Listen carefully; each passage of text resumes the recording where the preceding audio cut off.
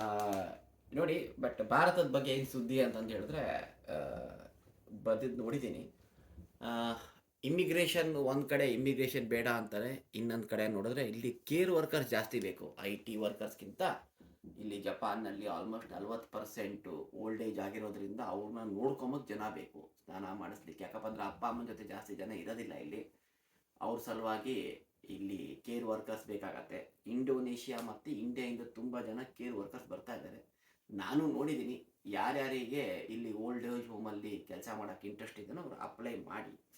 So ಅದರಲ್ಲಿ ಸ್ವಲ್ಪ ಈಗ ಬರ್ತಾ ಇದೆ. ಬಟ್ ಜಾಪನೀಸ್ ಕಲಿಬೇಕಾಗತ್ತೆ. ಇಲ್ಲಿ ಆಮೇಲೆ ಕ್ಲೀನ್ಲಿನೆಸ್ಸು ಅವೆಲ್ಲ ತುಂಬ ಇರುತ್ತೆ. ಸೊ ಇದೊಂದು ಯಾರ್ಯಾರ ಈ ಫೀಲ್ಡಲ್ಲಿ ಇಂಟ್ರೆಸ್ಟ್ ಇದ್ದರೆ ಜಪಾನು ಒಂದು ಅಲ್ಸೋಕ್ ಅಂತ ಕಂಪ್ನಿ ಇದೆ, ಭಾರತದಲ್ಲೂ ಇದೆ. ಅಲ್ಲ, ಅವ್ರನ್ನ ಕಾಂಟ್ಯಾಕ್ಟ್ ಮಾಡಿದ್ರೆ ನಿಮಗೆ ಇಲ್ಲಿ ಕೆಲಸ ಸಿಗ್ಬೋದು. Thank you.